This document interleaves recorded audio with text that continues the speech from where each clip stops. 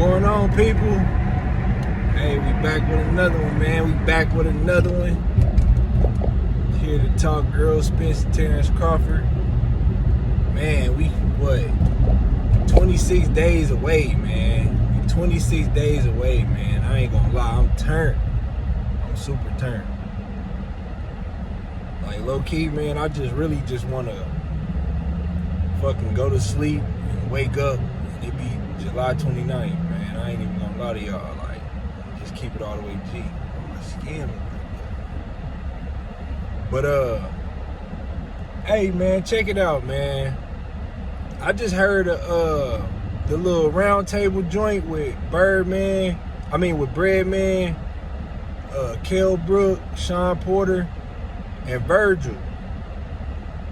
And man, listen, Breadman said some good shit in that interview. Like, he said some real good shit, man. And he said a lot of shit that I've been trying to, like, get through to y'all. Like, y'all be in my comment section talking about, Terrence Crawford this, Terrence Crawford that. Listen, he can't beat Errol Spence, man. He can't beat Errol Spence. Like, pretty much what Breadman was saying was how sometimes you have these fighters that be having this flash and flare and all that stuff, but sometimes the more fundamentally sound fighter is the more well-rounded fighter. You know what I mean? And that's how I see this fight with Errol Spence and Terrence Crawford. Like, when you really look at their styles, I get it. Terrence Crawford he's more appealing to the eye, man. Just like Breadman said, he's more appealing to the eye. And he gave some examples with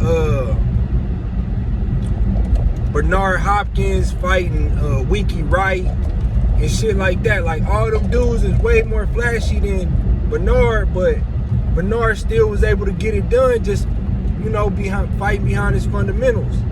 And if you look at Terrence Crawford and Errol Spence style, Terrence Crawford leaves himself open way too much for somebody that's bigger, stronger, and just more active than him. You know what I mean? So I really don't see how he can win this fight outside of a knockout. Like, he really just got a puncher's chance to win this fight. Like, if this fight go to distance, man, I can almost guarantee Errol Spence gonna win this fight, because he just a better all-around fighter than Terrence Crawford. Like, Terrence Crawford, he leave himself open way too much on defense, and just being an offensive fighter with them lapses in defense, it's not gonna get it done against somebody like Errol Spence. Because Errol Spence, Errol Spence he way too disciplined. You know, like, Errol Spence is way too disciplined for a fighter that's just offensive. Like, when you look at their games, look at what they bring to the table and just put their fighting styles together, Terrence Crawford got more holes. He got more holes where Errol Spence can catch him. Errol Spence, when you looking at his style, you rarely see holes in his game. Like, you might see him like a lot of people like to say in the Ugas fight, he was he was lunging with his jab. But for real, when you really watch that fight, Errol Spence really wasn't. I mean, he was lunging with his jab, but Errol Spence was trying to get in the inside the whole fight. Like, even when he was jabbing, even when he wasn't jabbing, he was still leaning forward like he was doing when he was shooting the jab, but he was just shooting the jab just to keep Ugas occupied, so he wouldn't just be walking in the inside without giving him something to think about, and so Ugas can catch him. And then he was like, when you, man, listen, in the beginning, in the first 3 rounds in that Ugas fight, you can see Errol Spence doing that lean, like leaning forward. And Ugas was looking for the counter. He wanted Ugas to feel like that counter was there so he wouldn't move. So he wouldn't move in the fight and he would stay right there. Everybody was like, oh, why Ugas just standing in front of Errol Spence? Errol Spence was baiting him. He was baiting that man the whole fight, man, letting that man believe that that counter was there so he would sit there and think that he was going to have that punch all night. And Errol Spence played, and Ugas played right in his hands and let Errol get in the inside because of that. And Errol Spence broke him down. That's another testament to Errol Spence IQ. Like, y'all really gotta sit and really pay attention to what's going on in that ring, man. Errol Spence knows how to control his opponents. That's how he wins his fights. He knows how to control you. He knows how to keep, pin your arms and put his head on the outside of your shoulder and shit like that. Like real subtle things that it don't look like nothing, but he's putting his opponent in a compromised position to where they can't get off on him. You know what I mean? So I say all that to say, man, like, and then another thing, like, I get it, not all the time do the better all around skilled fighter win the fight. For an example, I picked Deontay Wilder to beat Tyson Fury.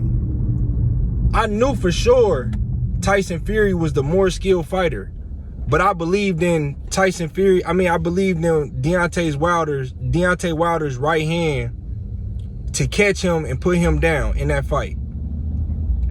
Now, if I believe that Terrence Crawford was able to hurt Errol Spence, then I get it. Then I can see everybody's argument about Terrence Crawford possibly winning this fight, because I done told y'all a million times that's the only way I can see him winning this fight. He has to be able to hurt Errol Spence to beat him. If he can't hurt him, he's not gonna beat him. He just not, man, because Errol Spence the only type of holes that he got in his game is if he's not throwing his punches right. It's not a flaw in his game, like as far as his defense ain't always tight. Sometimes he do get